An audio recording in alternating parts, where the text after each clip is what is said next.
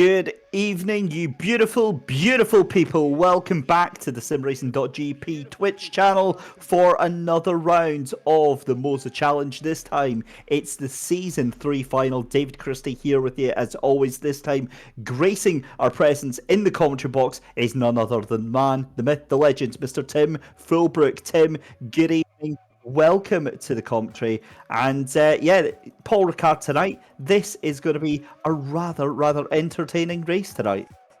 Good evening, David, and indeed good evening to everyone watching from home or wherever you are. Also, thank you for the introduction, David. I really appreciate that. That's got me G'd up for a good evening of sim racing here. Paul Ricard, like you say, it is quite a fascinating circuit. Some people complain about its lack of undulation or its seeming flatness and foreverness of the runoff areas, but in fact underneath lies a circuit that can offer some brilliant GT racing, and my fingers and toes are crossed, but I'm highly expecting that the Moza Challenge tonight is going to deliver exactly that. Yeah, that's exactly what is on offer tonight. As a driver, I cannot stand Paul Ricard because I get so confused, mostly because I'm old and I get lost very easy. However, as very recent evidence shows, this is an absolute banger of a racetrack to take part on.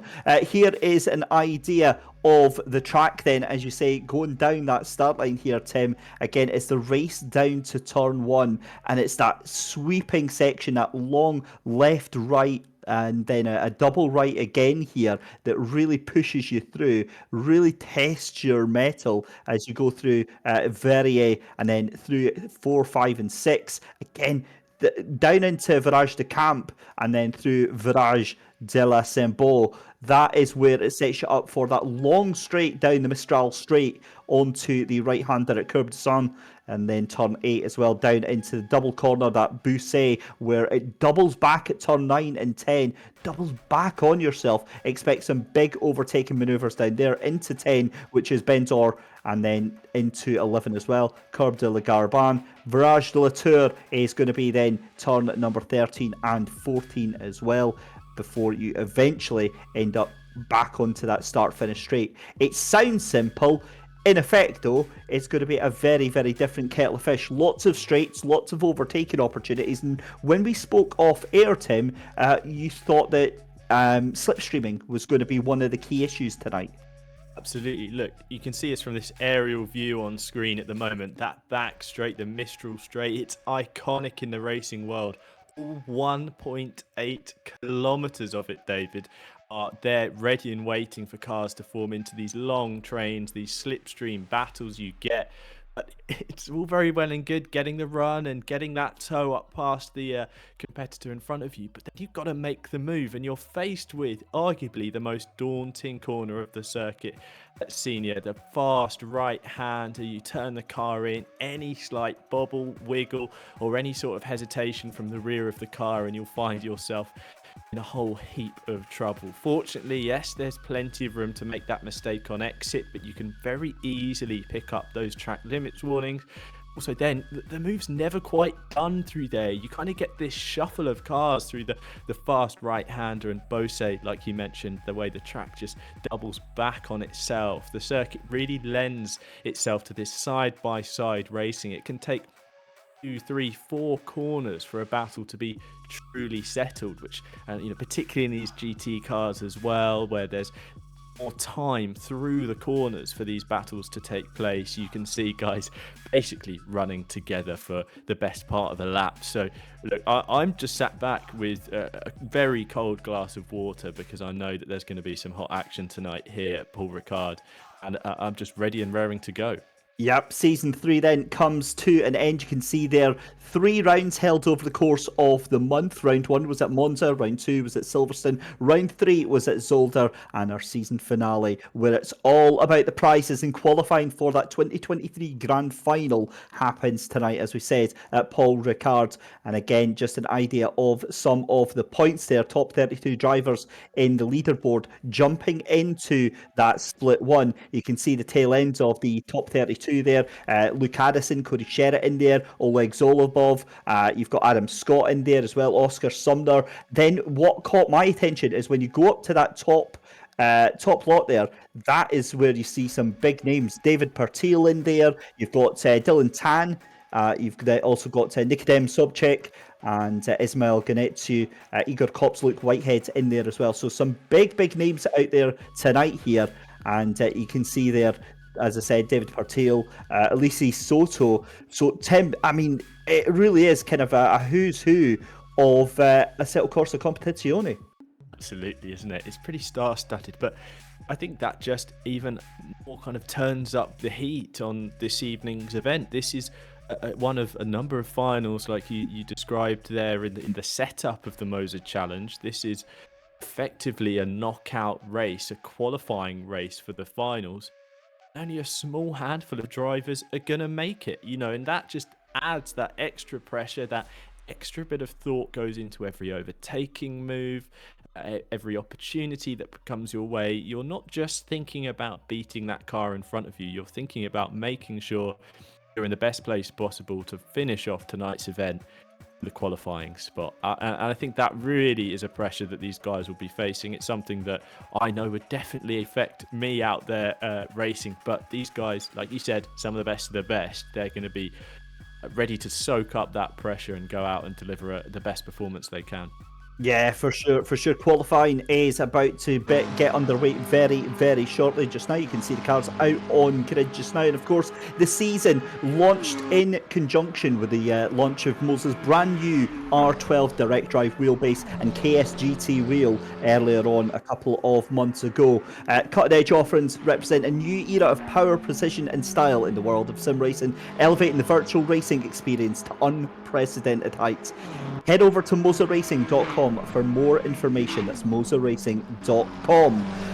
Qualifying then, and qualifying's always vaguely important, Tim, but I get the feeling tonight with the stacked grid that we've got, you're really going to want to be in the top 10 here. Absolutely. Look, like I mentioned about these almost corner complexes you get here, and you just look at the track map on the right hand side, it is packed with cars. You get these clusters in the complexes at either end of the Mistral Straight. You look at the top of the circuit map there, and you see Senior, the fast right-hander, and Bose, Bendor, etc. The run back, the winding run back towards the start-finish line. At the bottom end of the circuit, you get that other complex as well, down towards Hotel, Saint-Bon, before that run onto the Mistral. And these are places where, if you're thinking about that race start, you're thinking about lap 1, further up the order you are, you're hoping you can be in front of the drama, right? You're thinking you won't get caught up in it because the guys at the front can tend to leave each other a little bit more space. There can be a little bit more room just because they've got that to play with. They've got that real estate to enjoy. But like you said, getting in that top 10 might really help you out through the first few corners on that opening lap. Just give you a bit more room to get through without trading paint with anyone, but I'm sure we might see a bump here and there. Back out onto that Mistral Straight, complete the first lap and set yourself up for the rest of the race. And it's funny, we talk about endurance racing, about lap, you can't win it in lap 1, and in sprint races lap 1 becomes even more important in that regard because there's less time to make up what you could lose. And these guys aren't just fighting for points in an overall championship, they aren't just fighting for standings and they can bounce back next time and hope to put in a better performance. This is a qualifying race, they need to perform tonight. Yeah, they certainly do. We're currently watching Dylan Tan at the moment. Superstar you might recognise from the SRO Asia Esports Series, doing very well in that one. Currently topping the times at the moment, 152.085. Luke Whitehead in second place there. Amadeo Castorino in third position. Gap just 0.3 of a second from first to third place. And then it's pretty much everyone else. You've got Nikodem Sobchak in there as well. Luke Whitehead actually goes to the top of the timing table then, 151.7. Expect that time to come flying down. But as you said here, Tim, the times, coming down very quickly indeed, but a huge gaggle of cars there on the right-hand side. Yeah, absolutely. And I guess, look, there will be a little bit of that kind of find maybe a slipstream partner. You're kind of looking for someone that maybe you can dance the dance with a little bit here, and you can pick up that slipstream because there is time to be gained massively.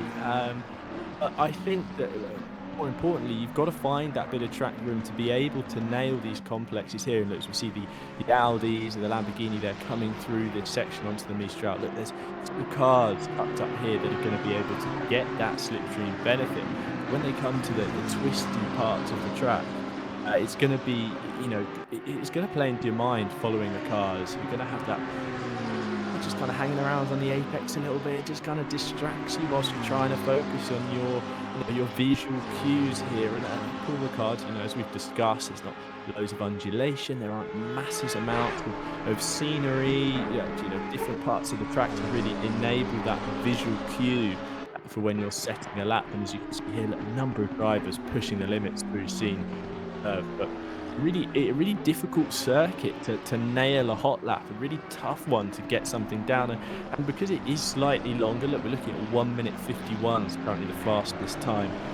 There's not a lot of time to get all those laps, and you can't dust it off and go again. We're not racing a Brands Hatch Indy, which is the complete other end of the spectrum, where 1 minute later or less you can be back round setting another time. Here at Paul Ricard in this set of course of competency only, you've got to wait nearly 2 minutes before you get another stab at it.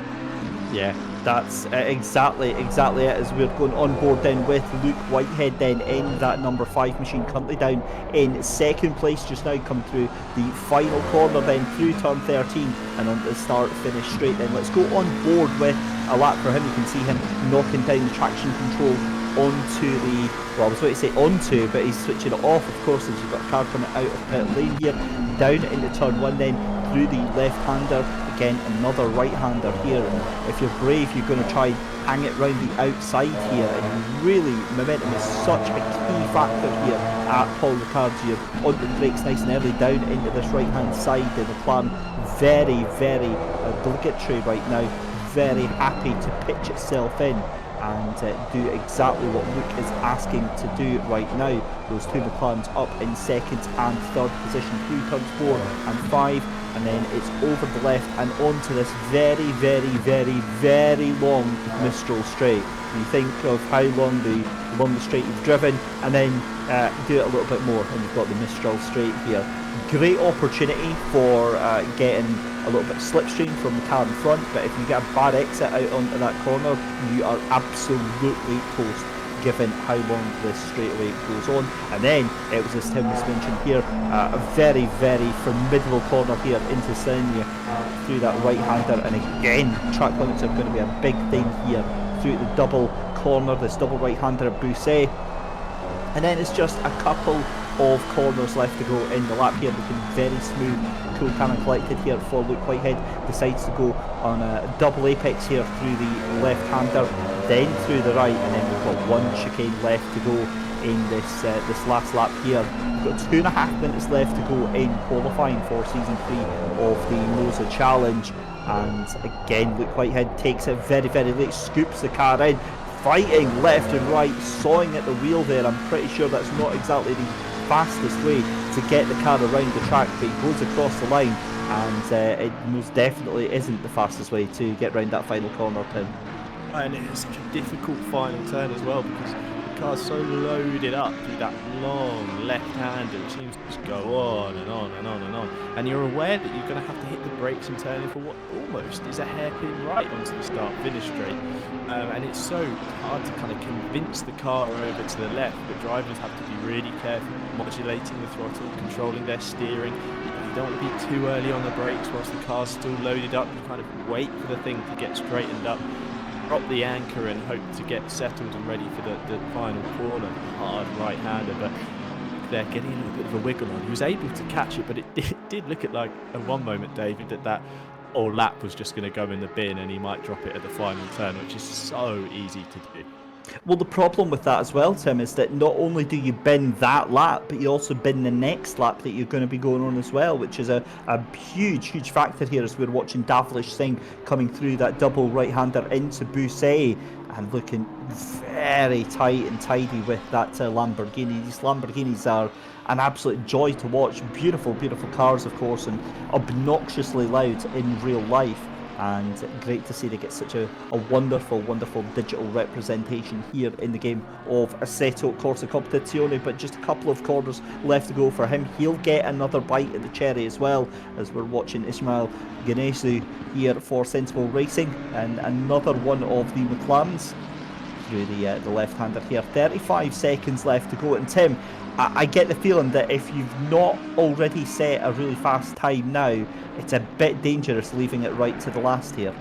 Yeah, absolutely as well. And looking at the timing screen on the left-hand side, there's only a tenth or two. Okay, the gap between Barrera and Velez in 10th and 11th, there's 6 tenths there. But the gaps are only a tenth or so, and there's plenty of positions up for grabs if you were to find, a 2-3 tenth, time gain on your previous best lap. But here, right, Castorino just getting across the line to start another lap, but he might be about to bail out. If not, he looks like he's on it, moving over to the right-hand side to use all of the track and then some on the way in.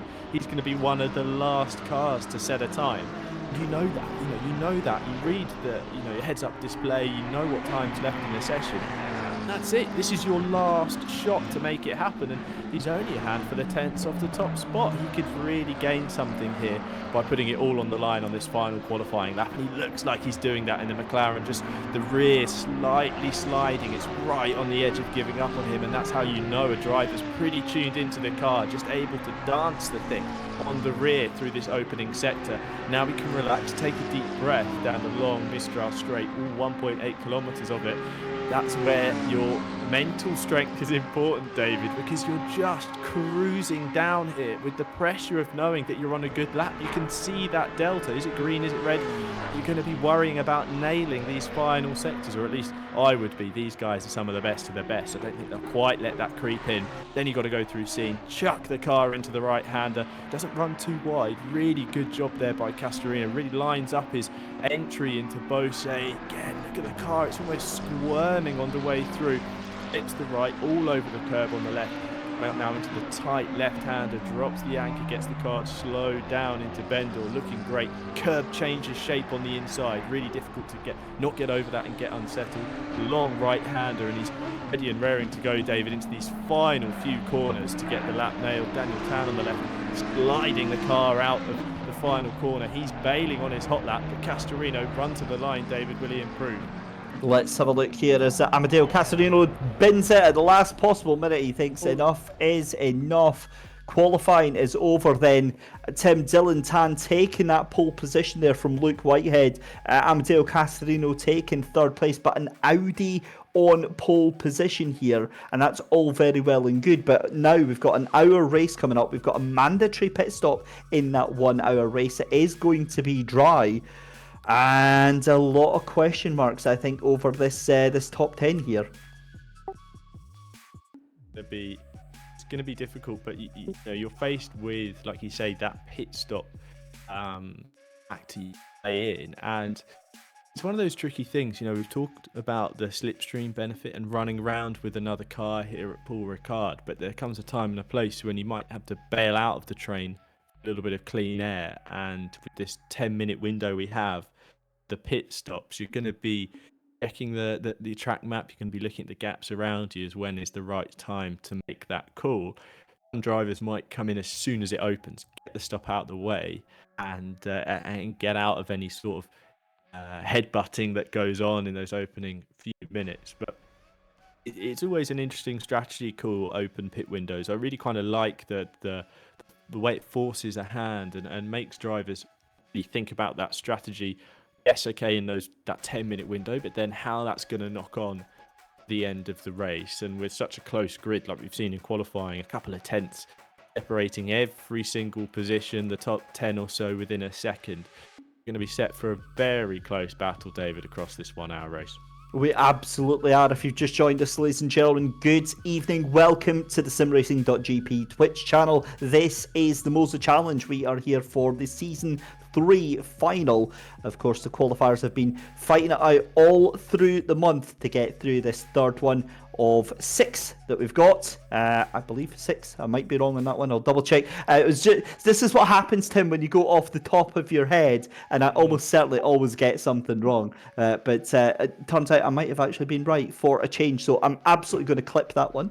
Let us know in the chat who you are going to be supporting on there. I can see that the cars are onto the grids just now. They're going to make way for what is a short pace lap here right now. Dylan Tan ahead of Luke Whitehead, Amadeo Casarino, Nico Sobchik. You've got Luca Werrell, Davlish Singh, David Pertil, Aliano, Soto and Barrera making up top 10, Tim. But here we go. This is it for the next 60 minutes. Place your bets, ladies and gentlemen, because this is going to get very, very spicy indeed. On the run down to turn 1, an entire hour of Paul Ricard, and this is going to be an epic, epic race. We wait for the lights to go green, and Dylan Tan is going to take the cars over the line. Luke Whitehead poised, waiting to go in that second position, though. The cars roar into life, and that's a great start there from Casarino. Have a look behind there, because that's Davlish Singh in the background, fancying his chances there. 3 into 1 surely doesn't go into that first corner there. We've already got a car spinning off in the background. Chaos Carnage always strikes here at Paul Ricard, Tim. At 3 into 1, never going to go, as you say, David. And like I said, you want to be in these first few positions. Look at that, Tan, Whitehead, Castorino, all able to just use that free space around them and get through this opening sector cleanly and almost establish a little bit of a breakaway group. But behind, that looked like one of the BMWs, Pertile maybe, right in the back, getting spun out because he was on the inside into turn 1, but on the outside of 2 other cars through turn 2, and it was just never going to work out. And unfortunately, he didn't quite bail out and use the extra space. He ended up trying to get around the corner fair and square into a spin. But look at this slipstream chain here, Dave. Look at these cars jostling. It's like a motorway. Look at them just flying down towards scene, and it's going to be 3 wide into the fast right-hander. Yeah, it certainly is. Here we go then. This is the Mistral Straight in all of its effect here. You've got 5-6 cars all jostling for position, trying to get themselves back into the top 20, back into contention. Meanwhile, at the front, still Dylan Tad in the lead here.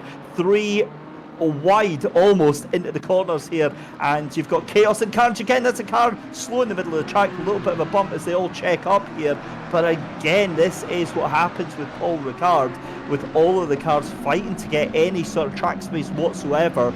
But Dylan Tan now out by, 3/10 of a second ahead of Luke Whitehead and Amadeo Casarino. It's then Nikodem Sobchik in that 4th position in the BMW, doing a grand job. That is the highest BMW that we've actually got so far, up there in 4th position. So, doing a rather grand job for that German mark. Yeah, absolutely. Look, this track seems, you would say, by the way qualifying's gone, and just brands of car that are up towards that top end. You're looking at a lot of cars that are mid-engined. You're looking at the Audi, McLaren, Lamborghini. Basically, if you've got a V10, you're probably pretty set. But the highest placed BMW and P4, Sobchik doing a great job. And I think it's Pertile in that number 1 BMW that's dropped back, and we saw him actually in that helicopter shot steaming up to the back of the train. He's clearly had a bit of red mist descend, and is on the hustle to climb up the order and make amends for that opening lap error. But the time just goes so quickly here at Paul Ricard because of the longer laps. As we're looking at Tim Lukács here, the number 19 Lamborghini all over the back of the Cheetah's Audi. They're going to go side by side all the way down this Mistral Straight. Lamborghini's got pretty good legs on it. Look at that side by side. I think he might get through before we get down towards scene. A great run out of turn 7. And look, he's cleared it before they've even made the corner. Brilliant run there for the number 19 car up towards the fast right-hander. He's clear. He's got no cars in front of him directly, and he can swoop into the right-hander, take his line, hopefully kick on and catch up to this little train ahead. Yeah, there was a little bit of contact as well as that car just tried to get its way past, did so very, very easily. You've got to say Louis Velez here for Fusion Racing Team onto the back of Delgado. He's got Verl just behind him as well. Verl in that McLaren having a little look, getting a little bit impatient on the inside line there. There isn't really any room for that Lamborghini to give way here. and Verl just going to have to be a little bit patient. Verl undercooks, goes straight on with the brakes. That was never going to work there, and Velez just says, yeah, see you later, and decides to absolutely gun it down the road. However, they're still side by side then. Have a look on the left hand side there, because there's McLaren. Danger close going into turn 1 there. They're going to have to go onto the brakes here. McLaren tries to get the inside line, going to try and have the outside line. Little bit of contact there. That now means that the Audi behind there, and I think that's Beldekin that comes up. Yeah, Boromekov that is on the outside now into the inside there. So that has all gone horribly wrong there for Louis Velez. That was the McLaren that really pushed it into somewhere it didn't need to be, I've got to say, Tim. And again, it's such a simple case of cars just tripping over each other. Absolutely, that was case in point about tripping up over your competitors, because Leslie, you saw him try and turn into turn 1. He was on the outside. He tried to almost claim the line super early on, only to realise the McLaren was still there, couldn't quite make it side by side through turn 2, and then a little bit of contact sent the McLaren, I think, spinning round, and we've seen that car drop down the order. But now that opportunity, saw Boromechekov just go up the inside. He was like, yeah, I'll have absolutely everything of that. He probably gained 2 positions in 1 move, but saying that, at Seam Corner, he's run slightly wide, but Les now up the inside, back up to P10 in the number 22 Fusion Racing Team Lamborghini. A lot of hard work over this last lap for him. He want to knuckle down and push on, but David, look, I hate to say I was right, but look at these clusters forming in these complexes at either end of the circuit. You get a little bit of a break in the traffic, and you get the cars bunching together, and that's when trouble ensues. And we've seen that already, as that Audi goes to the inside, trying to do the same on Velez. He's going to be sick of people making a move on him into that final corner. Yeah, Boromechekov there trying to make the move on Louis Velez. It's not going to happen. The two of them going to be side by side as they come down the start, finish straight then. 3 laps into the book here, and have a look at Barrera, who fancies a go as well. A little bit of contact with the Audi as the McLaren says, the Lamborghini says no thank you very much. The Audi has to drop right back to this little fight here. You can see Igor Kops in the background of the BMW, that red and black BMW, as Barrera fancies a little look up the inside as well and can't quite make this happen. This is all kicking off at a rate of knots left, right and centre here. Meanwhile, that means that Delgado and Gunesu are just off into the distance. Also another car off into the distance. Looks like your race leader, Dylan Tan. He is gone 1.6 seconds off into the distance. Yeah, really setting the pace and looking very strong. Look at that gap opening up still, 1.7 seconds now. Castorino doing his best to hold on to Whitehead. Sings just a little bit further back, 2.7 seconds. Look at the slipstream train here again, David. They're all going to bunch up into scene, and the BMW is flying up towards the back of them. That's Kops. He looks to the outside. Let's see. Then he's going to try and get the cutback. Velez runs wide, drops a position to the Audi of Barrera as they file into Bose in this quartet. Can't sort it out between them, and I don't think they're going to, David. Yep, just hearing that Nikita getting a 5-second penalty applied by the stewards as well. It's very, very early in the race to be getting that sort of a thing, and very likely for contact from what I'm hearing as well. So these early incidents really causing havoc with any sort of game plan whatsoever, and Louis Velez getting done by Barrera in that Audi, the two of them fighting out. And have a look at Igor Kops. He's desperate to try and get past in that BMW. It's a proper little train you've got behind him now, because Boromechekhov's in there, Lukáš is in there, Brigalda is in there as well, and yeah, this is awesome stuff. They're going to have to be careful actually, because look, here comes David Pertil as well. He's going to be right onto the back of this train very, very shortly as well. The comeback drive is absolutely real, and I'll tell you what, if Pertil can get himself, and this is absolutely possible, inside that top 10 within the next 10-15 minutes, that is going to change a lot of things. As you can see up the inside there, that was a look from Boromechekov onto Igor Kops,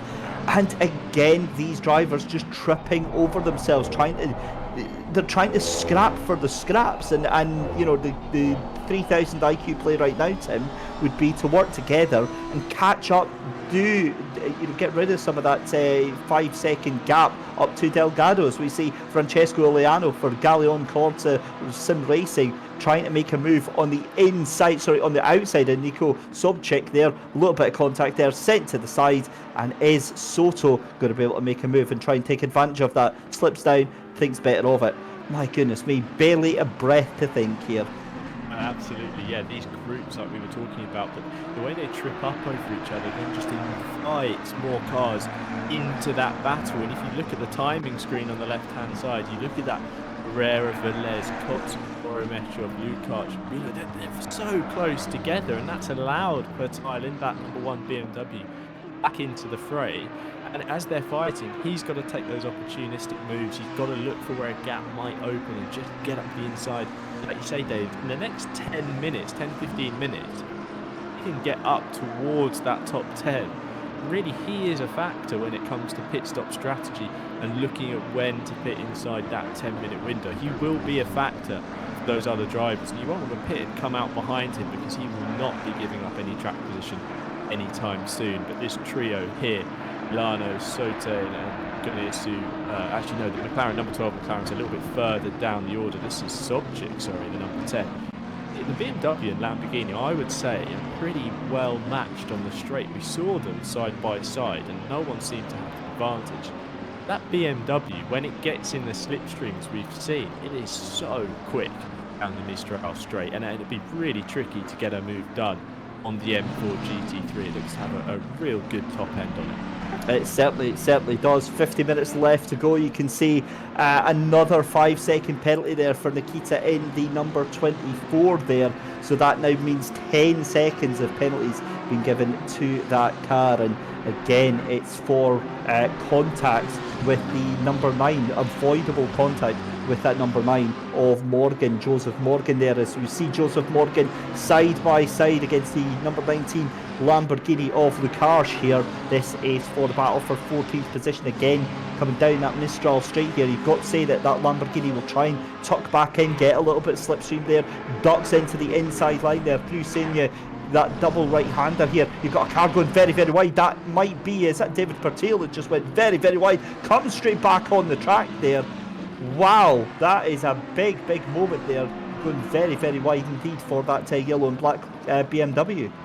Yeah, contact as well with the Lamborghini, and that's going to send Morgan pinballing across and into one of the Ferraris there. I think that was Sudakar's number 14. Real shame there. Now, look, David, I don't want to make a cliche comment about BMWs changing lane without checking their mirrors, but a little bit dodgy from Pertile there to kind of cut back across when there was a car around him. And you have the advantage of things like the radar in ACC. He would be aware potentially that the car was there, and if he wasn't, then he probably was pretty crossed up and trying to deal with the car underneath him. But yeah, not an ideal situation. I wouldn't be surprised to see I think it was Robinson, wasn't it, in the McLaren? No, one of the other McLarens anyway. Pretty disappointed with how that one played out, but Tile on a charge, and he's moving up the field one way or another. More penalties coming in then. The number 19 of Lukács getting a 15-second penalty for contact with the 21. That's with Boromekov. So again, these penalties coming in thick and fast, and they're just ruining races. That's what they're doing, left, right and centre. Fair enough, you can get away from a 5-second penalty, as Nikita now up to 15 seconds of penalties as well. This is just getting absolutely out of hand for these three drivers here, because they're going to be right at the back of the grid here. Here is the Lamborghini then of Lukács. Tim Lukács onto the back of Igor Kops, it is in the BMW. So it's actually, I believe it was Kops, although it might actually have been a different one. We'll see. As you can see, side by side, we've got some action for 15th, 16th and 17th as well, 14th and 13th. It's just so much, you just don't know where to look. Patel gets that BMW just ahead a little bit there, tries to take the outside line, and again have a look at Koderman in that McLaren just on the outside there, contact there. And I mean, as often as every 7th day of the week is a Sunday, that was always going to end up with one of these two going off crying. And unfortunately, Tim Lukács, 15-second penalty, and he's been sent off to the inside as well. And I get the feeling he might have just decided enough is enough. Yeah, called it a day, and I think the odds are stacked against him a little bit in pulling out a result. And it's a shame to see a race come to an end. You know, you would put so much practice and time in, and sometimes it just simply doesn't go your way. Big shame, but yeah, like you said, difficult situation there on the exit of Moza, and it takes someone to move line ever so slightly, and before you know it, you're facing the wrong way and down and out. But plenty of battles up and down the order, but one driver that's having a pretty good run of things at the moment, David, and I don't think he's probably seen another car for a few minutes, is Dylan Tan at the front. 3.8 seconds he's opened up in this first quarter of an hour. Look at the gap behind him. He's fully focused on his line, on his apex points, his braking points. That Audi is flying. He's using all of the track and then some to continue to extend that lead. See, in my head, that's how I drive. That Tim, is how I drive. Cool, precise, fast. None of those are true, unfortunately, and it definitely doesn't end up looking like that on track. Estefano Barrera with the Mancos Moza racing machine is just in the middle of hell right now. He tries to make a move on Delgado there. He's got Igor Kops trying to make a move up the inside as well. The BMW says thank you very much. Is it going to be a move up the inside? No, because the Audi of Barrera still able to hold on, coming through that double right-hander here. And honestly, I mean, I was commentating on a race earlier on through the week at Paul Ricard's, and it was very different to this. That's all I'm going to say on this one is it gave us lots of actions and thrills and spills, but in a very different way. This feels a little bit scrappier, but then again, you know, you've got a wide variety of skill levels that are on display here tonight. Yeah, absolutely, and they're all fighting for one thing. You know, there's a number of spots, a small number of spots going away for the final round, for the grand finale, if you like. And so there's something on the line. It's not, like I said before, it's not just another round of the championship and you want to score good points. This is the finale as Velez goes up the inside and contact with Delgado. He does back out of it and give the McLaren space to gather themselves up and get back on the road. But Velez just been in a little bit of a scrap, like you say, Dave. Perfect term, I think, applied there. It's been a bit scrappy, isn't it? It's felt like there's a little bit of a scrum going on between all these guys, and actually it's just bringing Pertile in that number one BMW back into the fight. But I keep seeing that the BMW's in the slipstream, and I'll be interested to see how well Kops can do here. He's a little bit further back, 0.6 of a second. He will get a slightly distant tow, albeit he's not right in the hot seat for a long and really powerful slipstream down the Mistral Straight. I'll be interested to see if he can gain any time. His M4s are looking pretty fast. Previous lap we saw him right up to the back of Barrera and co, picking up a brilliant double slipstream almost. And actually, yeah, look, by the end of it, hasn't found any time, but I'm sure he'll be sending it through the last sector to close up. Yeah, these M4s look quick, and there's one of our only Mercedes, I think, further down the order. Petrovic's in 23rd place, fighting with Omar in the number 18. These guys are still having a good battle, despite the fact a little bit off the pack and down the order. It's always fun to spend your evening going nose tail with a fellow sim racer, and I'm sure these guys will be enjoying themselves. It certainly passes the time, and that's exactly what is going on with these two just now. Again, you find someone on your own pace, your own ability, your own skill level, and that's exactly what is happening here. Just to confirm that David Pertile in that number one BMW getting a 5-second penalty. That was for an unsafe rejoin. We saw that happen as it unfolded, and I did have in the back of my mind thinking that was a little bit sketchy. And Tim, you actually commented on it about that the old BMW meme of not using their signals and just, you know, pulling right across the track there. And it's a very thin line between, you know, getting back on the racing line and being dangerous. And Stewart's obviously deciding that that was the same there. Of warning to car 22 for avoidable contact. That's Louis Velez in the Lamborghini, and I get the feeling that he has come a cropper because he is flying down the order and he is halfway around the circuit. So the 22 has come into strife, and Louis Velez down into 18th position as well. Yeah, I was not surprised really the way that little battle back was going at it and really knocking lumps out of each other, and going to see someone else fall foul of that battle. But look, dust yourself off and go again. 41 minutes still to go for Paul Ricard. Granted, things are going to have to go your way, but stranger things have happened in motorsports. And just look at this corner scene. I love it. It is absolutely ridiculous. Honestly, it almost, from the outside, it doesn't look as scary as it really is, trying to put the car through there. Absolutely flat if you can. A little bit of a lift, and it takes time to build up to it. It's one of those confidence corners you spend all day trying to get it as quick as you can. But these guys, varying skill levels indeed, but a lot of quick drivers out there. Tan, Whitehead, Casarino, Sting have really kind of checked out at the front. Those guys will be on the limit through there every lap, David. And they'll just be doing it so casually, like nothing's even a problem. Yet here I am, talking on about how much that corner scares me.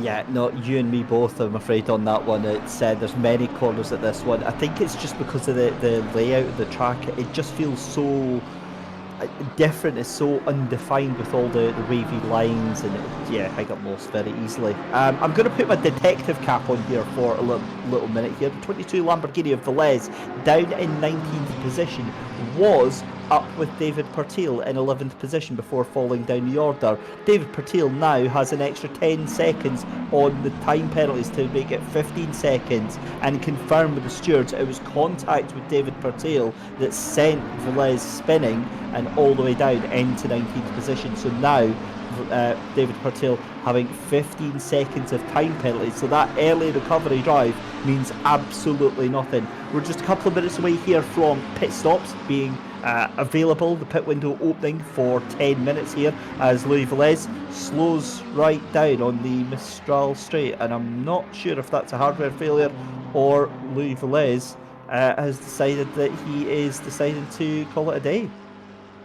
Flags out, slow car ahead. I wonder if he's going to park it. But you see David Christie, the inspector, getting things spot on there. I would agree. From kind of DC.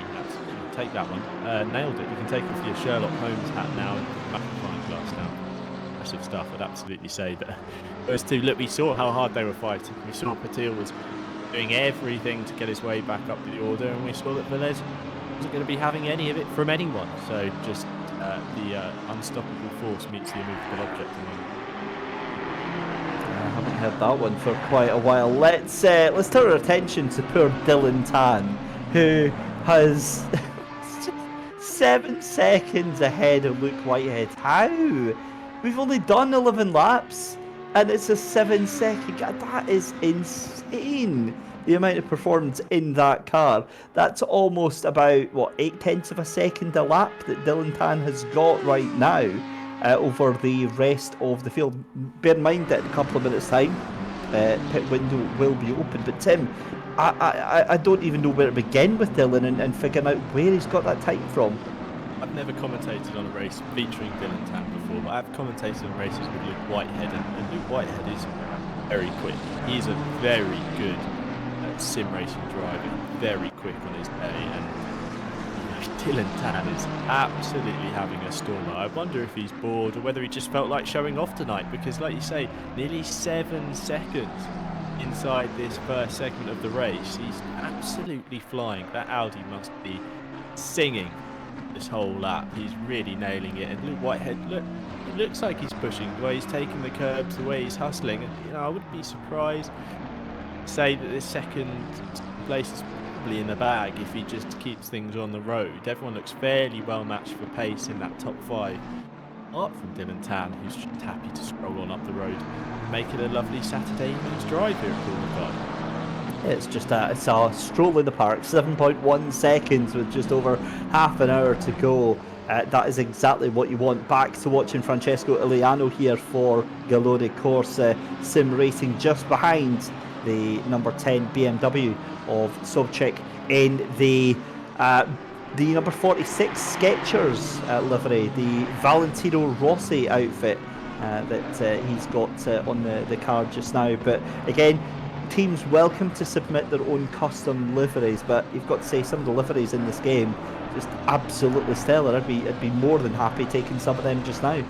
Absolutely, the real world designs do look good. This is another one that I really like, the Emil Frey Racing Ferrari 296. Just really emphasises the lines of this brand new GT3 car that we've seen in action in 2023. It's great to have it as well in ACC as well. Get behind the wheel of what is arguably one of the most up-to-date and one of the most advanced GT3 cars out there. It looks brilliant. It has everything a Ferrari would be, and say that blue and red design from the real world really adds to it. And that Valentino Rossi design, Team WRT, looks particularly fancy as well. But you know, you've got to live up to the name. I think if you're going to carry a Valentino Rossi livery, you're going to be wanting to hustle and do the man and the team. TWRT, obviously giants in the sports car world. Give them some respect here in the virtual scene. Yeah, for sure. And I got to see the man himself last year when we were all over at Barcelona for the real life race, and my God, the scrum around him was absolutely absurd. Every time he would come out, it was like you know, a rock concert. You know, just fans, groupies everywhere screaming his name, trying to get his attention. And I don't think I've ever seen that in a motorsport setting before. And I'll tell you what, it didn't do the weekend any harm at all. It's fantastic to see, and it's always great to see fans getting super excited about anything. So whether that's their favourite motorbike legend, who quite frankly is doing something awesome, moving over into GT3s. We'll come back to that story in a second, because we've had our first takers into pit lane. You can see that in the right hand side there. You've got your 13th place car there into pit lane as well. You saw David Pertil in the BMW jumping down into pit lane as well. Now this is where strategy starts to come into play. As we move back to the left hand side there, you can see the BMW coming under real pressure here. Nikodem Sobchik side by side with the Lamborghini then of Iliano. It's almost going to be contact. It is contact. They're rubbing paint onto the braking point here. I think the Lamborghini might actually have the inside line here.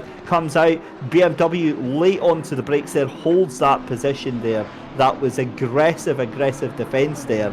But now we start to see strategy come into play here, Tim, because the pit window open, they've only got 10 minutes in which to do it. Absolutely. We saw them on that right hand side of the screen, the first couple of cars. I think we saw Kodeman come in the number 13 McLaren, followed by Pertil's number 1 BMW. And I think, personally, if I saw, of course, depending on how you've set up the car with fuel strategy, etc., and we know the cars do have to take fuel at their stop, it's mandatory by the rules. If I saw the car in front of me pitting, I'd play a little bit of that box opposite strategy, do something different. And Pertil, who we've seen is trying to climb up the order, he's got those penalties to take, which he's clearly taken at this pit stop, the way he's tumbled down the order and actually dropped off the bottom of the timing tower on the left hand side.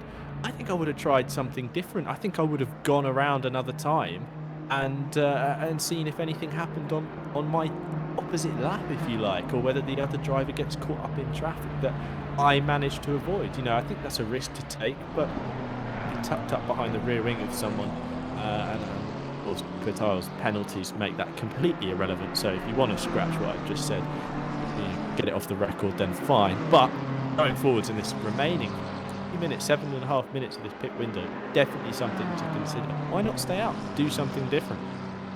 It's a shout for sure, but my concern at the moment is that number 1's still in the pit lane, and I'm pretty sure, unless that was something that I just saw out of, because he came into the pits and he dived over to his pit box, which would suggest it was right at the start of pit lane, and then he just appeared back into pit lane as well and hasn't moved. And I wonder if we have actually lost David Pertil from this session. Yeah, he's still in the car, I think. Well, his team name is Yes, so shall we take it that yes to him retiring? Well, either way, his race is done. There is no way that you can recover from being this far back. He's 2 laps down, and yeah, that car is absolutely cooked at this point. Meanwhile, back in the race then, Francesco Iliano is the leading car that has pitted at this moment in time, down there in 10th position provisionally, just 1/10 of a second behind Delgado in that number 7 car.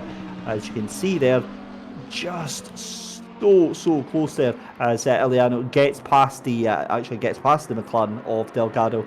Fresher tyres possibly, or maybe just decided to take a little bit of fuel. It was quite a short stop that we heard from our broadcast team there from Francesco Iliano. You can see Soto into the pits as well.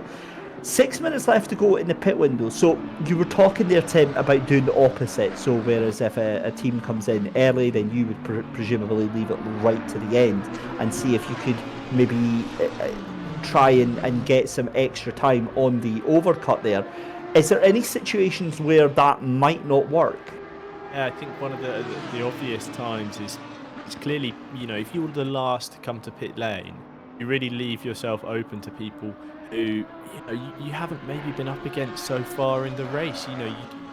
Okay, yeah, that happens if you pit early, you drop down the order and find yourself amongst cars towards the back. But if you're one of these cars that it's really late on, you'll just find yourself amongst the people. You might find yourself with a Tan, Whitehead, Castorino trying to get past you, and it can get into these awkward situations, which effectively is almost like multi-class traffic. You're running different races at that point, and really you just see the time slip away from you, catching up other cars, getting caught up in those battles that are almost irrelevant to your race. And I think going super long on the strategy as well, I think that you've got to pick the two extremes. I think the easiest route to do is obviously just split the race in half. You get a really consistent car across both stints, as we see. It looks like Luke Whitehead is following that strategy. He pits just at the turn of the half-hour mark. But I think, roll the dice if you're one of these guys. It's the bottom half of the top 10 or below. Go for the extreme. If you haven't pitted early already, and you've got enough fuel in the tank to continue on, then leave it as late as possible and see if something happens. You're kind of waiting for that opportunity, that problem to befall your competitors, and hopefully just pick up some time there. I think the other thing for me I'm watching as well, I'm watching Dylan Tan at the moment. Now, he is actually starting to come across some lap traffic as well in the form of P17 and P18, or sorry, P18 and P19 then just now. Satihiran and Boromekov right now. The issue that I've got with that is that Dylan Tan obviously light years ahead of the top 5, but that means automatically he's going to be light years ahead of anyone outside the top 10. So this now risks Dylan Tan actually getting slowed down, surely, Tim, by these cars in front who maybe don't realise they'll get the blue flags, but obviously they'll be running their own race as well. Everybody else is now pitted, apart from Brigalda, Petrovic. You've also got Sobchik, Gnezu, Castorino, and our leader that we're watching here, Dylan Tan. For me, if you Luke Whitehead and Davlish Singh, you said about doing the opposite to the cars around you if you're trying to make the most. I think they might have just absolutely come up trumps on this. Yeah, well, I was going to say, look, if I was Dylan Tan catching this traffic, just pit. Just get out of it. Just completely eradicate that problem of catching traffic. And didn't get quite enough time to get the crystal ball out, but look, he's done that. Dylan Tan catching that train. Avoid it. Just dodge it. Get out of the issue. Don't have to deal with it. Don't have to try and make an uncomfortable pass on a car that you haven't faced yet, you haven't come up against. You don't quite know how they're going to race you. Like you said, they're fighting for their own position. They're well within their rights to make a move on the car around them. Not necessarily the ideal thing to maybe defend heavily from the race leader. That won't look good on your record with the stewards, but just avoid that trip hazard, get to pit lane as soon as you catch the traffic, and effectively continue on what is almost a bit of a solo time trial run for Dylan Tan, and avoid that real expense of time and track position by having to pass your way through the lapped cars. I think that was a really good move from him, and obviously we'll see now Castorino and Sobchik pick up the baton at the front, but he's going to be in a great position once they make their stops to retake the lead.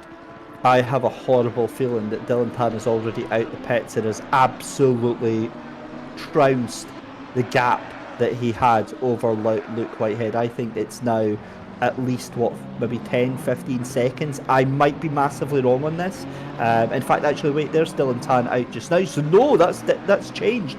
I was getting mistaken because I was looking at Castorino because he's got the little triangle on the sign just now. Whitehead has pulled out an absolute stormer, 2 seconds behind Dylan Tan from what I'm seeing here just now. And that means that Whitehead is in with a chance of potentially catching up now. Again, Dylan Tan we saw streaking away here, but surely this is a revitalised Luke Whitehead here that's going to be thinking, hang on, let's have this.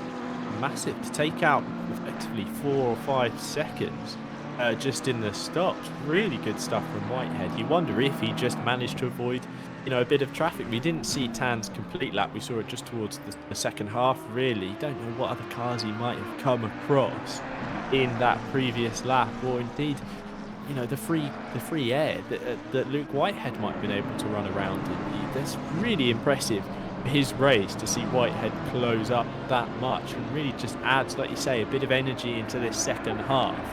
Whitehead's got his crosshairs firmly set on the back of that number 6 Audi. Dylan Tan has been leading the way. We're seeing some of the other cars come lane, Sogchik as well. Rapid stop from the number 10 BMW as Dylan Tan goes through.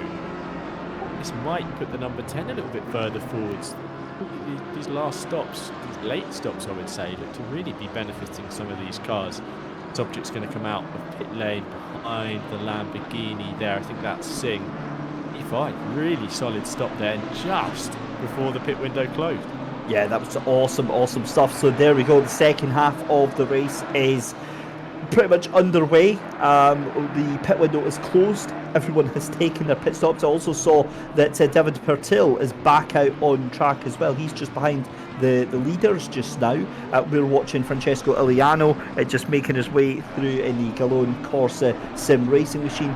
Gets past Genesu, who has had a little bit of a moment. Genesu dropping down the order in that number 12 machine as he just came out ahead of Soto. I think that is just ahead or maybe just behind. Either way, this is a proper little fight that's going on just now. Sensible Racing is the team name. I'm not so sure if that is what it says on the tin right now, because Soto is chomping at the bit to try and get past that car. I don't want to be the bearer of bad news here, Tim, but Luke Whitehead now starting to drop away by about half a second on that last lap there. And Castorino is about 3 seconds behind. There's, we're seeing Marjan Koderman onto the back of Delgado here. Yeah, Koderman's potentially lost a little bit of space as well in that pit cycle. He was one of the first to come to pit lane and take the opportunity to complete his mandatory stop. Well, I think he was actually, I think going back on myself, he was just outside the top 10. But you're seeing these pairings actually start to collect on track. Right-hand side of the screen, 2 McLarens. Left-hand side of the screen, 2 McLarens battling away long down the Mistral straight as Koderman's going to look to the outside, and this is going to be really hair-raising stuff if he can get it done. And he's going to give it a good old go round the outside. It's seen offline, never going to quite work out. Good effort from him. Really rate the effort from the number 13 McLaren. Didn't quite pay off that time. Shows his intent though, shows he's not quite happy just running around outside the top 10. He wants to get this pass done, pick on his way up the order. But look, you see these kind of dance partner duos start to form here at Paul Ricard as Laren behind Soto comes steaming into turn 1. Just getting in that mental space. And David, that I find that so off-putting, and I'm probably just going to open up one of my vulnerabilities here when it comes to sim racing. So if anyone ends up in a lobby with me, they know exactly what they're going to do. But that's seeing that car kind of close right up in the brake zone, really off-putting. It really makes you think about turning in, and I think that's exactly what Soto's trying to do. Getting Guniesu's head a little bit, just let him know he's there and force the error from the number 12 McLaren. or he's just absolutely sending it and want to, just get that position come hell or high water. I don't think that is what it is. I think it's actually what you were saying there about just trying to play mind games with the car in front of Ishmael Ganesu.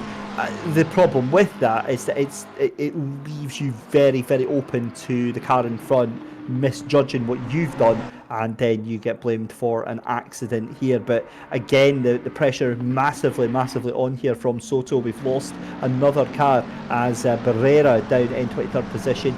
He had a collision with the wall, is into the pits and has retired from the race. David Pertil back into pits again. So as we saw, Pertil has then retired from the race there. He was out for a little while, but wasn't able to actually do anything with the race whatsoever. As we said here, side by side, this is the battle for P19 and 20 just now on the right hand side. On the left hand side is the battle for P7 and 8, and 21 minutes left to go here, Tim. At what point is enough for these drivers? What point do they think, right, I'm just going to settle for what I've got here? Probably when the checkered flag falls and they turn off their computer and they've had enough for the evening. I think that's what we're seeing from these guys and girls, isn't it? That every position is worth fighting. The way this lot are going at it, and I don't blame them. And looking for some exciting racing. I mean, look, here's one of those cars. This number 22 Fusion Racing Team Lamborghini of Luis Velez. Things haven't gone his way tonight. Things really could have, seen him creep into that top 10 and be, around that Soto Cops kind of battle. He got caught up in, a little bit of a boxing match with some of the other cars, Teal as well. Who actually just comes back out onto the racetrack, speaking of the devil. But look, I think this is what I was saying about these guys. They just want to be out here racing. They're going to fight for every position, and you never know what's quite going to go your way and how you find yourself creep up the order. So really rating the action from these guys, really rating what they're doing this evening and how hard they're pushing. And I don't think they're going to stop until they're told to by the checkered flag. Yeah, as we said, we're watching Luis Velez just now. He's had about 8 weeks worth of penalties given to him by the race control for all his various misdemeanours tonight here. But as you said, still spirited drive there, keeping the foot down and keeping him going. And as you pointed out rightly, David Pertil not actually retired from the race. So I don't know, maybe it's a hardware failure or some sort of issue with the car, or he's maybe just wanting to make sure that he finishes this race. Either way, Pertil's still down there in 23rd position. And I think it's safe to say he won't be taking any prizes from tonight. But 20 minutes left to go here, and again Velez just a second off of Knudsen and Brigalda up in front, and he is taking City and Hirin with him. So it's 3 Lamborghinis almost nose to tail, or at least it will be in a couple of minutes time here. And as we're watching Luke Whitehead, another driver, you have to say, Tim, we spoke about Dylan Tan and how Dylan has had a race all by themselves today, not really having to worry about anyone else around him. Same for Luke Whitehead, same for Amadeo Castorino. The 3 of them have kind of just been in no man's land for the entirety of the race here.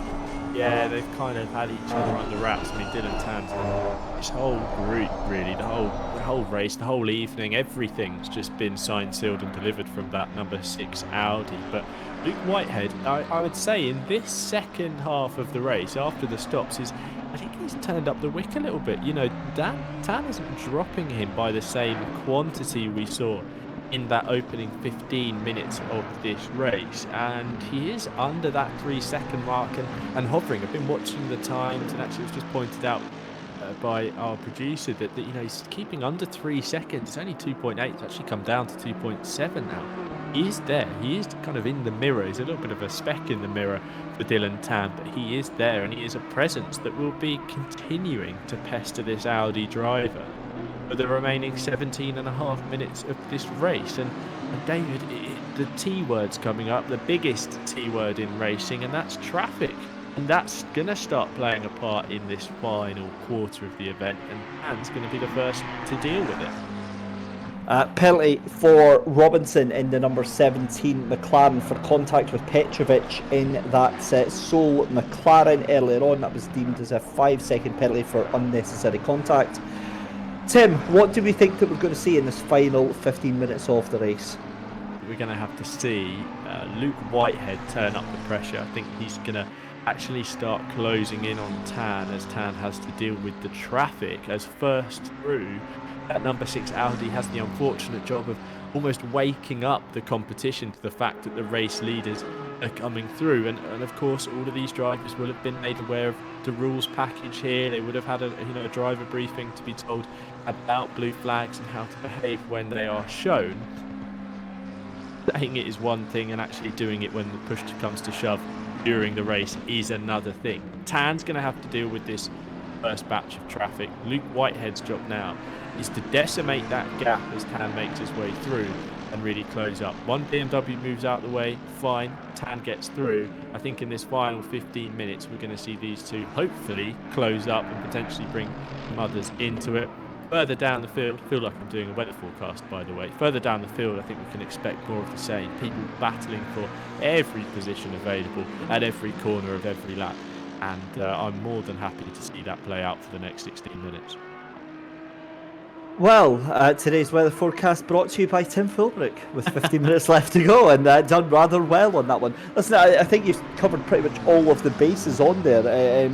There's nothing really more that I could have actually added to that. There's so many variables, I think, in this this race here that could have happened. I mean, I certainly didn't see Dylan Tan running off with this one into the distance here. So we're seeing Jacob Newton onto that's just getting past Brigalda in that number 26 BMW just now. So Brigalda losing another position here. That means that the 3 Lamborghini battle has been split up very slightly for just now, as Velez and Santian Hearn are going to have to try and get past that BMW as well. But as we said, with 15 minutes left to go, ladies and gentlemen, if you have just joined us, where have you been? This is the Season 3 finale here at Paul Ricard for the Moza Challenge on Simracing.GP. Good evening to everyone on the Simracing.GP Twitch channel. Let us know who you are out supporting tonight. If you are here for Dylan Tan, Luke Whitehead, Casarino, Coderman, Knudsen, Omar, Patel, let us know as the BMW goes sideways. Ask and you shall receive. The Lamborghini party is reunited as Louis Velez looks very, very guilty in that one. We cut right to after it, but Velez in the same shot as a car going sideways. Am I right to jump to conclusions there? Am I right to be a little bit suspicious there, Tim? DC David Christie is back, isn't he? He's got the magnifying glass out, piecing the evidence together, and yeah, you would say that number 22 Lamborghini did look a little bit guilty as it scarpered off down the start-finish straight, and I'm sure the stewards who have done an amazing job tonight. These guys have been exceptionally busy, but have really rattled through every single instant. I'm sure they'll be hot on that one. They already are. I can see them writing out the penalty for it as we speak, and I'm grinning from ear to ear because, yet again, I'm absolutely right.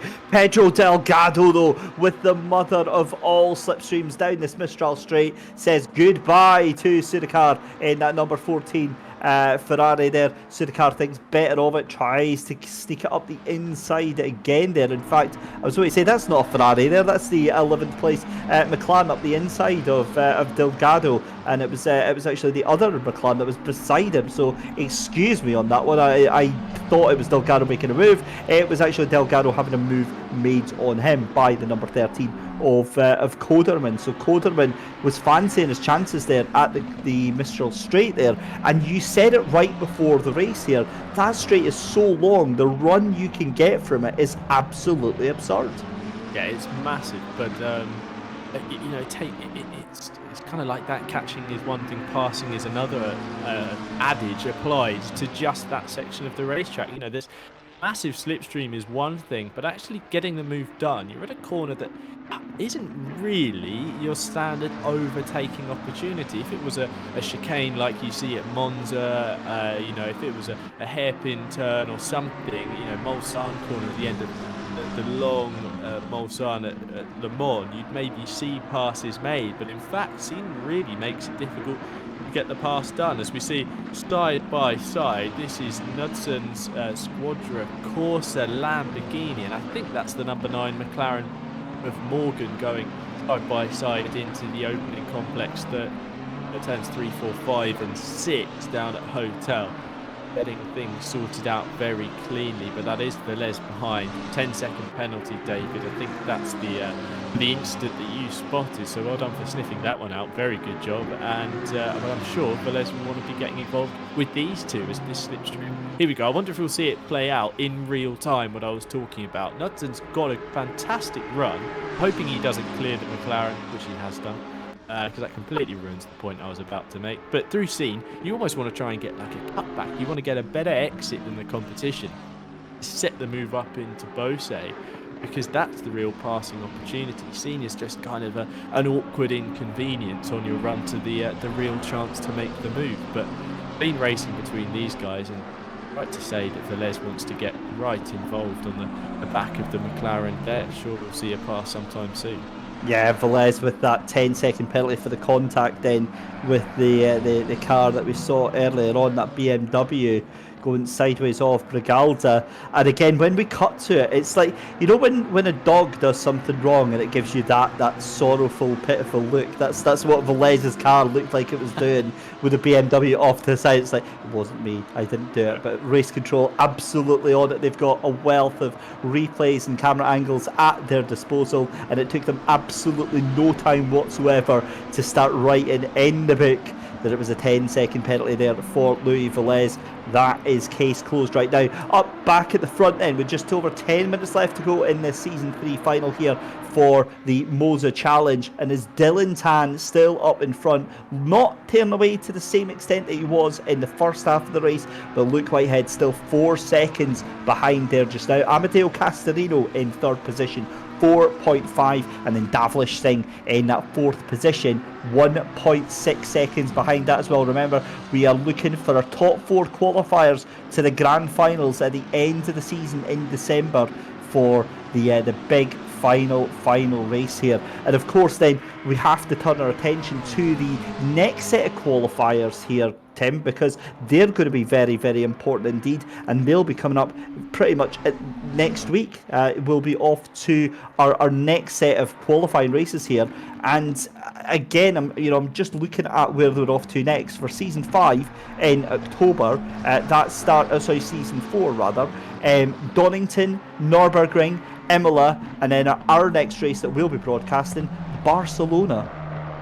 Yeah, it's going to be a really good series of races again, as have all of these, the first 3 seasons, if you like, mini seasons of this championship, the Moza Challenge. But I really struggle with not.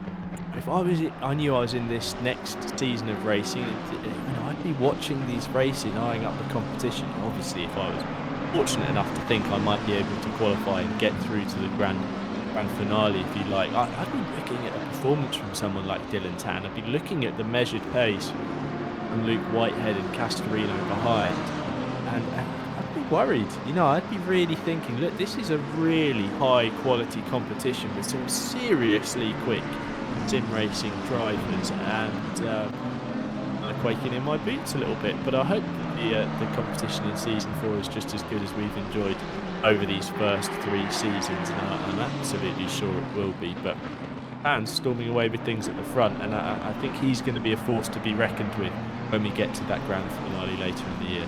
Oh, we've got a yellow flag as we've got a car stopped. The number 23 of Morgan has brought out the yellow flags here. We see Lucas Brigalda recovering onto the track as well, just ahead of Sati and Hearn just now. So that Lamborghini there, really unfortunate to get caught behind that one there. And Jacob Knudsen, it is in the 23 that pulls off to the side of the track there. So the 23 car is out of the race, unfortunately. Prizes wise, as we've got the final 7 minutes of this race then, race winner tonight will take away £400. Second place will take 200, and then third place gets £100. As we see Satya and Hiran try to go around the outside, then through on the inside, late on the brakes, but that's never going to happen as well. Fastest lap of the race will get £50 as well.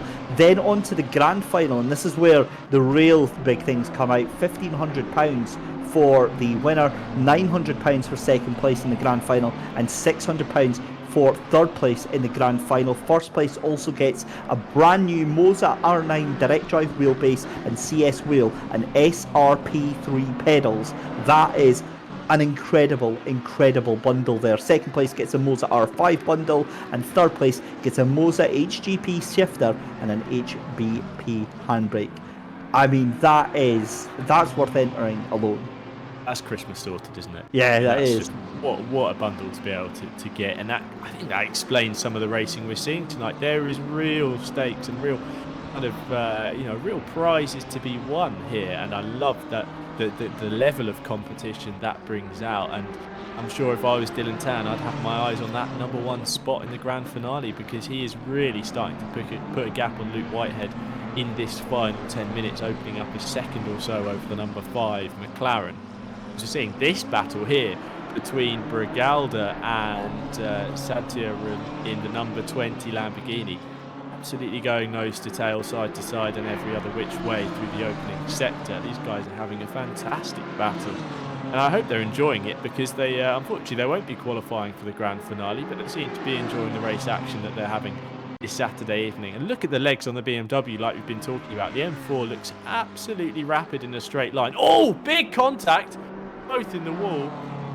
Oh dear, David, that's how you want to end your race, but I think that could be the number 20 Lamborghini out. Really made me jump, actually. Well, ladies and gentlemen, that is how you crash on a straight. Congratulations, that's an achievement unlocked for that one, and I'm pretty sure that's not the only thing that's been unlocked on that BMW from Lucas Brigalda.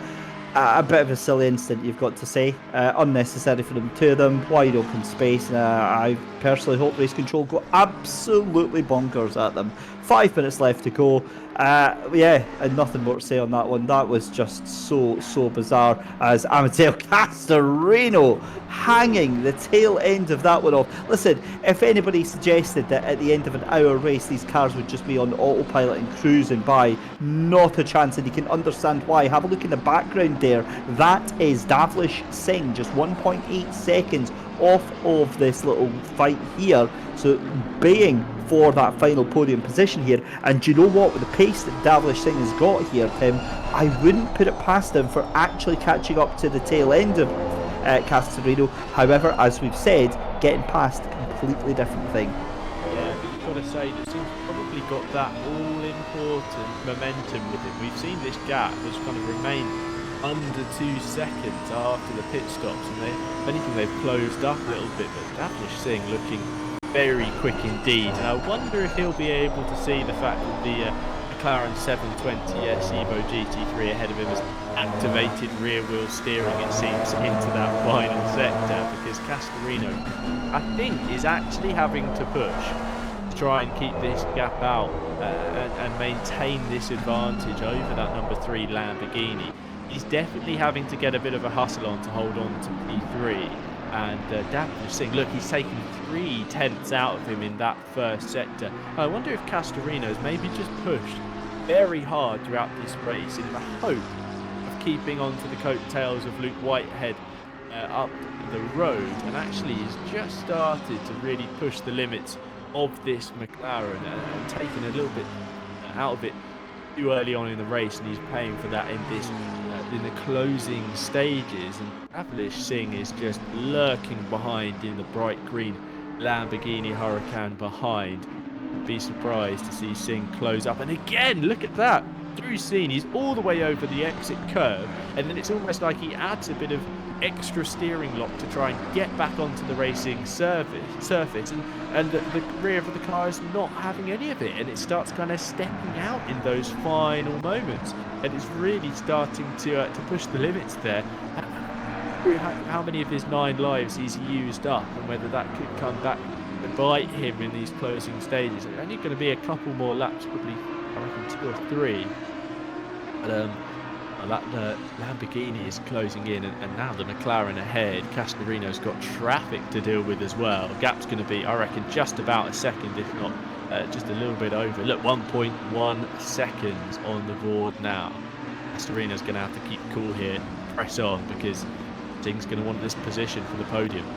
Did anybody order popcorn? 1.1 seconds behind confirmation. It's Satya and Haran in the number 20 Lamborghini being penalised for that incident with Hottie on the straight there. And look at Castorino send it up the inside there.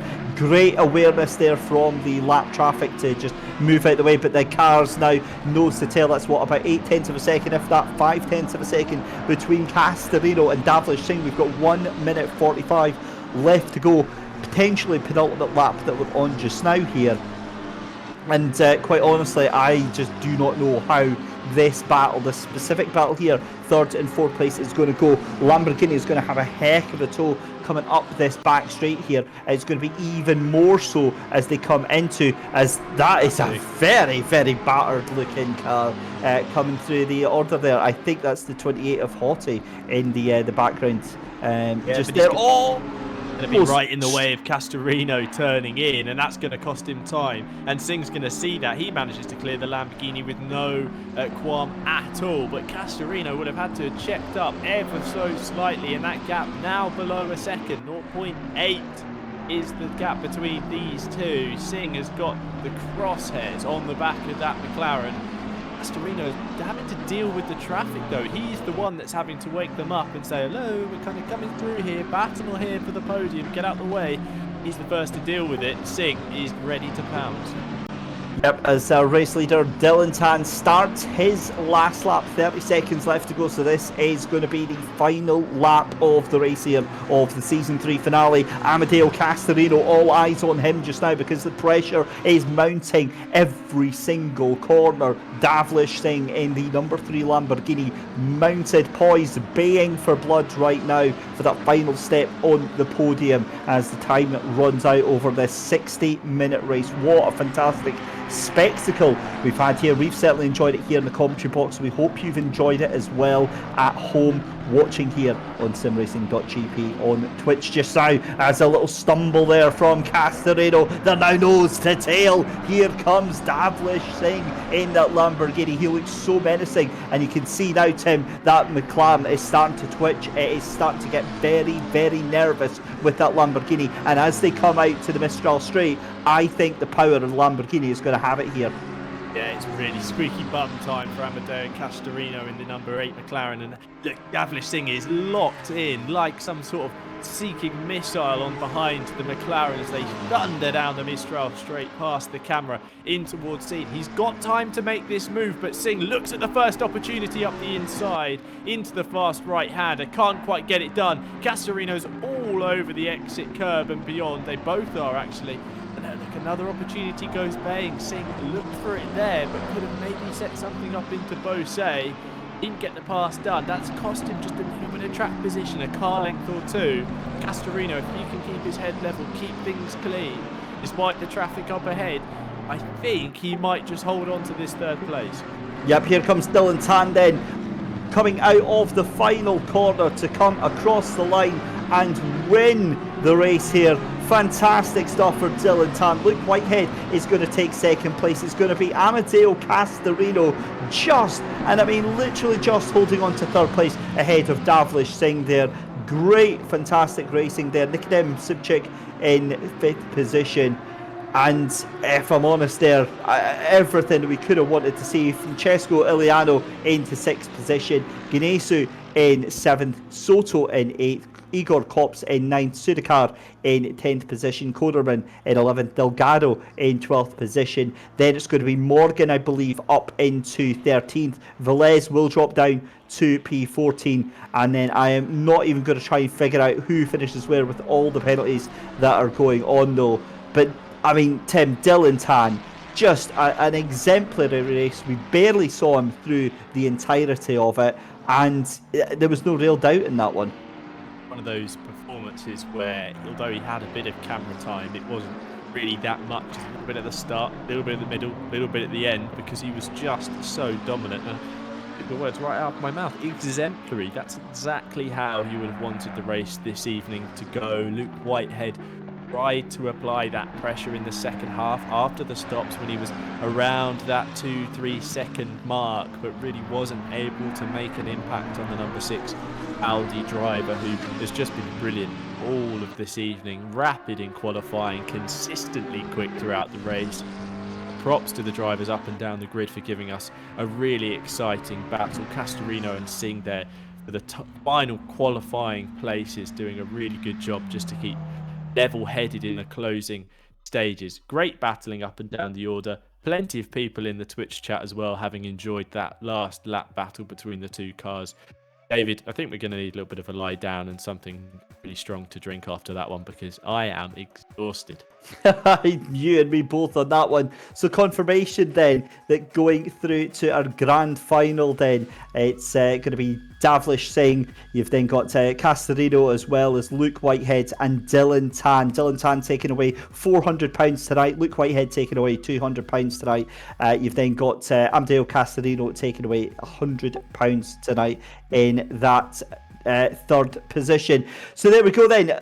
Qualifiers are going to start in next week for season 4. Get yourself on board with that. 3 qualifying rounds. The top 32 drivers head into that final round. That'll be broadcast here again on the Simracing.GP Twitch channel. Then it's season 5 and then season 6 as well. Remember that the remaining broadcast rounds, they are going to be definitely ones to watch. We've got Barcelona, Hungaroring and Monza coming up. But next month, season 4, you've got Donington to race on, Nürburgring to race on, Imola to race on as well. Huge thank you to our commercial partners at Moza for making this happen. And as always, at Simracing.GP, huge thank you to you at home. But more importantly, Tim, thank you very much for joining me in the commentary box. I hope you enjoyed tonight.